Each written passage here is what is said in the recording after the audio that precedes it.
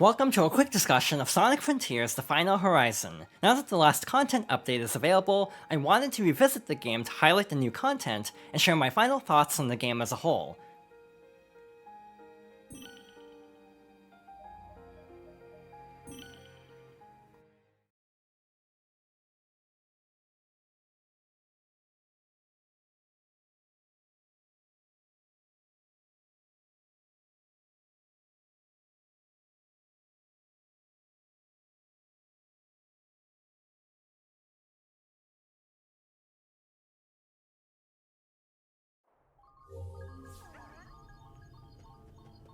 After Sonic Frontiers released, there were two small updates that added additional costumes. One was holiday themed, and the other was themed around Monster Hunter. This one actually includes a cooking minigame for fishing tokens as well.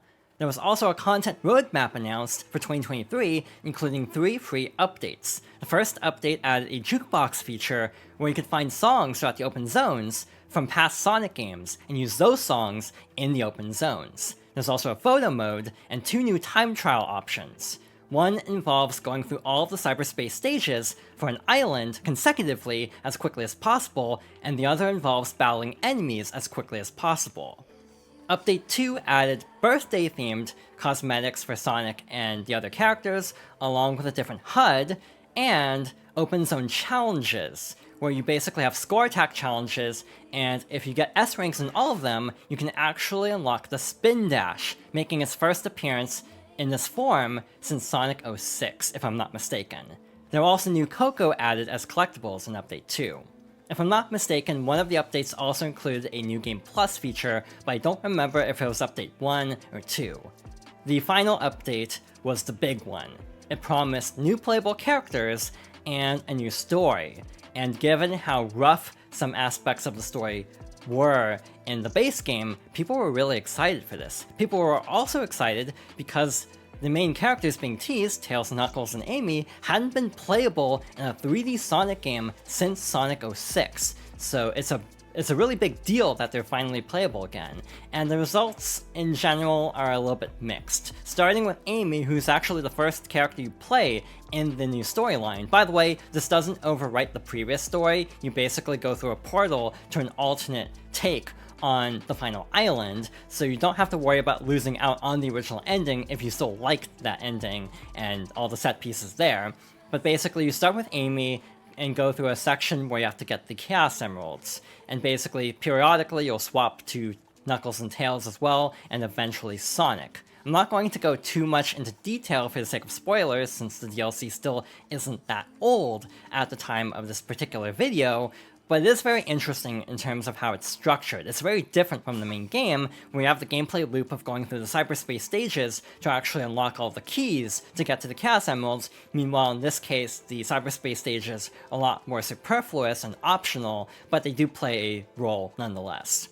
Amy's moveset is very interesting and has actually been very polarizing and largely revolves around tarot cards, which has been very divisive. For example, she has a spin attack, but it involves tarot cards. She has a high jump move, which actually looks a lot like the adventure-style hammer jump, but once again, it involves tarot cards. She can slowly descend, she also has a double jump, all the characters actually have double jumps, thankfully, and in general, her moveset's very interesting, but it has actually been very divisive because a lot of people think they're overdoing it with the tarot card theming.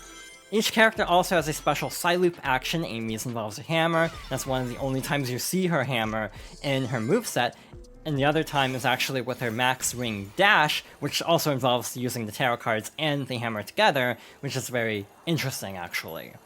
In general, I do find Amy to be the most balanced character in this particular DLC. We'll get to the others later, but in general, I think Amy is the best character in terms of overall well-rounded gameplay, but there are definitely some other drawbacks to the character in terms of other moveset quirks. One interesting thing is she actually has a special homing attack that can actually lock onto multiple targets. Actually, I should demonstrate that really quickly, but the problem with this is there's a cutscene that plays every time you use this, and honestly, I find it really disorienting. Like, I often lose track of where I am because of this cutscene, and it often doesn't position me in a very good spot to actually recover easily.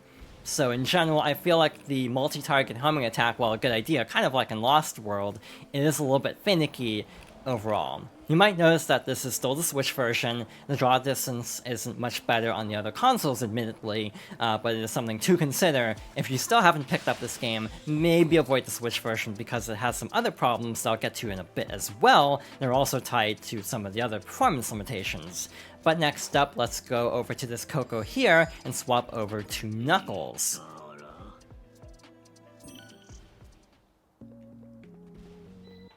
Each character also has a unique theme for the open zone, and unfortunately, unlike the main game, you can't use a lot of the other cosmetic options like the birthday HUD or the jukebox feature, so you're limited to the default songs for these characters. Another drawback you might notice is Knuckles is at level 1 for everything, and has considerably fewer power-ups in the upper left compared to Amy. So all of the power-ups are actually individual per character, and the level-ups are not shared either. So it can actually be really annoying trying to power up all the characters somewhat evenly, and Knuckles is my least favorite character, so obviously I've put the least amount of time into maxing out his stats. So Knuckles obviously has his glide. There's actually a little startup animation like this. It can actually be a little bit disorienting, but kind of is almost helpful for like reorienting yourself. But in general, I feel like the glide's kind of slow. Like turning is really slow, and I feel like that definitely causes problems later on. I'm actually kind of hoping we get another meteor shower, just to show how that works in this particular DLC, and also because Knuckles doesn't have any collectibles, but Knuckles' special actions also include a special dive like this.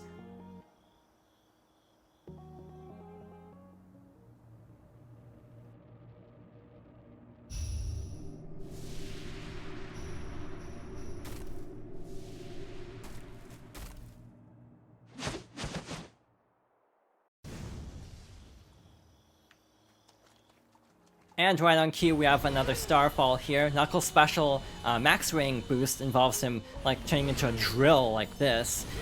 In general, the max boosts are very interesting. Knuckles is probably the least intrusive. Also, Amy can actually drift using hers, using A, or whatever the right button would be on whatever controller you're using, which would be B on Xbox or circle on PlayStation. Knuckles obviously has this uppercut move from Adventure 2, and fascinatingly, you can actually guard in midair, like in the base game, and use this to infinitely gain height. So, indirectly, we have a Sonic Boom callback with an infinite Knuckles jump. He also has a special ground pound move, his special Psyloop, and in general, I feel like Knuckles is just the least fun character to play, just because I feel like his moveset is a little bit unwieldy, mostly just because of gliding being really glitchy. Oftentimes when I glide into a climbable wall, by the way, not every wall is climbable, only green walls and red walls for Knuckles only. Sonic can actually climb up the green walls like in the base game, but the red walls are only for Knuckles. But I feel like Knuckles moves so fast on walls that it's very unwieldy, and oftentimes it's the reverse of Sonic 06, where I end up actually falling off the walls constantly, rather than in 06, where you're constantly sticking to the wall too much. So yeah, it's basically the opposite problem of 06. It's like the loosest Knuckles is actually controlled in a long time, which in some ways is freeing, but in other ways can definitely be a little bit intrusive at times. So in general, I really don't like playing as Knuckles. There are a couple sequences also where, because of the draw distance, there's a wall that's like made out of the climbable material, but there's actually like a block in the way or something, and you can't see it until you're right up to it, so you end up having to like figure out some other way around that. So in general, Knuckles kind of almost shows the limitations of the draw distance more based on his moveset. By the way, each character has their individual skill trees also. Weirdly enough, just attacking is part of the skill tree, which I feel like is an interesting call, but you have plenty of different moves. By the way, in the main game, you have to go through all the open zone challenges from Update 2 to unlock the Spin Dash, but in Update 3's alternate story, you can unlock the Spin Dash for each character using the skill trees, or you just get it with Sonic, which definitely makes getting around Uranus Island a little bit more convenient in general. Yeah, every character having a Spin Dash is really nice. Here's an example of one of the red climbable walls. Again, sometimes it can actually be difficult to actually glide into them, like Knuckles won't actually stick to it properly, and you'll end up kind of careening all over the place anyway because of the speed. In general, I'd recommend leaving these skills relatively at default, because again, you can actually fine-tune things like turning and max speed and things like that, acceleration and so on. I recommend leaving things on default because this game does emphasize platforming a lot more, so maxing out your top speed, for example, will make it increasingly difficult to actually get through certain challenges. There are also fewer enemies, I feel. Most of the enemies you'll see are either for exploration, like homing attack chain enemies to help you get places, or mini-bosses that are actually powered-up versions of the mini-bosses throughout the main game. But because each of the characters starts at level 1, except for Sonic, who carries over your base stats from whatever playthrough you decide to load from, basically, you don't want to fight enemies as the other characters very much, because it feels like the combat was really designed around Sonic, not so much the others. So it ends up being like, you want to avoid enemies whenever possible, and if you want to fight them, you might want to do that as Sonic instead, whenever you do switch back. Once you get to the final battle, you do get the option to switch characters at this Master Coco. I kind of wish you could switch whenever, because it is very inconvenient when you find something, and then you actually can't access it with a specific character. But finally, we have Tails.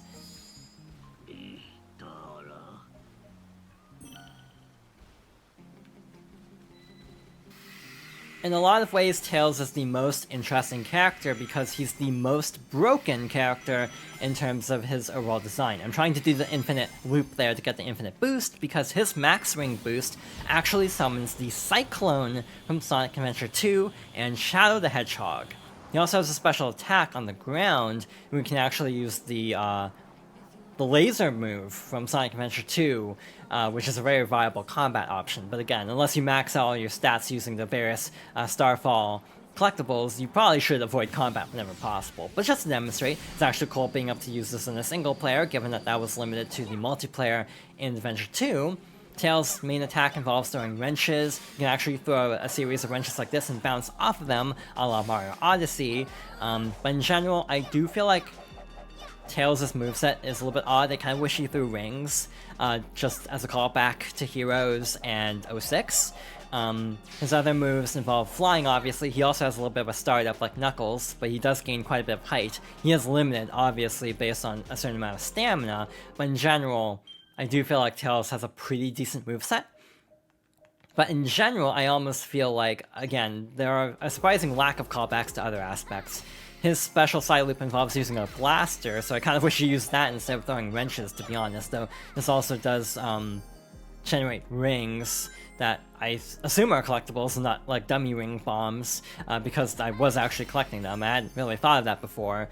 But in general, Tails is the most fun character to play because even without the Cyclone, he can fly so many places that you can skip a lot of intended sequences, partially accidentally, because in a lot of cases you can't even see where you're supposed to be going because of the draw distance. So once again, that's a limitation in every version unless you're playing the PC version with mods. So now that we've gone through all of the characters, there are some other things to mention. The basic gameplay loop for filling out the map involves finding like Coco spots corresponding to each character, and also completing the missions like in the main game. So you have ones like lighting up panels in a certain order, or various other, like, you know, launching a ball through rings and things like that from the main game, along with some, like, other time challenges of the sort. So, again, you can fill out the map, and doing so unlocks fast travel once again. There are also cyberspace stages that actually have new objective types, including collecting silver rings a la Sonic Forces,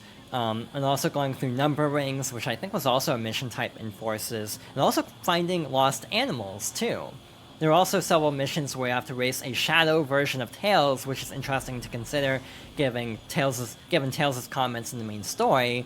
But in general, these give you Lookout Coco that are used to unlock towers, and the towers are some of the most infamous parts of this update because they're very tall, as you can tell, similar to the ones on Rhea, and tend to be very finicky with how loose the overall controls are. Once you get to the top of a tower, you have to go through a combat trial from a Coco at the top corresponding to each of the Titans.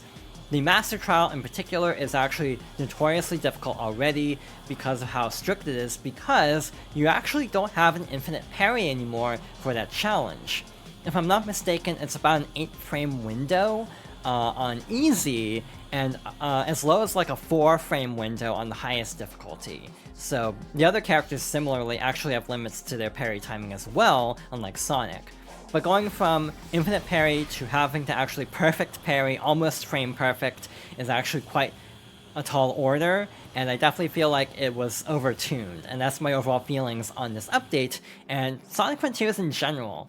In a lot of ways feels like a course correction from Forces, in a way that feels too stark at some times. And even then, Final Horizon feels like a course correction from Frontiers' main complaints being like the difficulty with parrying being too low, and just the overall difficulty being too low, so this DLC actually turns up the difficulty too far, and is basically an overreaction to that. I do like having the classic characters, but even then certain aspects of the characters also feel like they're just kind of appealing to very specific parts of the fan base in a way that don't necessarily make sense, like the tarot cards for Amy, instead of using her hammer for a lot of abilities. It's like people thought it was cool that they referenced the tarot cards in like Origins, for example, and now her entire moveset is starting to be about tarot cards, and not about the hammer. So again, that just feels like an overreaction to people liking the reference to the tarot cards that happened a while ago, and now they're just going overboard with it. And that's just my overall feelings on Frontiers. This is a problem Sonic Team has had for a long time, where basically a game will receive a certain criticism, and then they'll go too far the other way. So for example, even though Knuckles is really glitchy, I hope they still have Tails, Knuckles, and Amy in all of these games. I want them to refine their movesets. I don't want to take away from this game's lukewarm reception to be, oh, no one wants to play as Sonic's friends ever again, because we already went through that with Sonic 06, and like the problem wasn't Sonic's friends, the problem was you have so many gameplay styles that will play pretty poorly because it's 06, and everything in that game is extraordinarily rushed. So again, for like over almost like 15 to 20 years, it feels like they took the wrong message of like having Sonic only as the main playable character, when the answer is having refined gameplay styles for all the characters at play. So again, I hope they get the right takeaway from all the criticism for the new characters, because the foundation is here, and that also applies to Frontiers as a whole. The foundation for a really good 3D Sonic game is here, but it's just a matter of, will they take the feedback and massively course correct in the wrong direction for the next game. So even though Sonic Frontiers gives me hope for the future of Sonic, it also gives me a lot of concerns as well that they'll, take away the wrong message from some of the major criticisms. Like, they'll go back to being too easy again after this DLC gets criticized for being too difficult, when there's a middle ground between punishingly difficult and frustrating. Also, a lot of the frustration isn't even because it's difficult, it's because the mechanics weren't designed around perfect parry windows and precise platforming. You might want to even turn down Sonic's top speed just to make the towers more bearable, for example. But in general, it just feels like it's an overreaction to the difficulty complaints about the main game, and I'm hoping they don't course correct the other way again and make it super easy. It's also why I feel like the Switch version now is officially much harder to recommend, because when you only have a 4-frame window on PC, that means it's a 2-frame window on Switch, because this version is 30 FPS, meaning the parry timing on the highest difficulties is much more strict, and would essentially be 4 frames on easy instead of 8. So again, because this DLC requires so much more precision, I would strongly recommend not playing the Switch version unless this is the only option.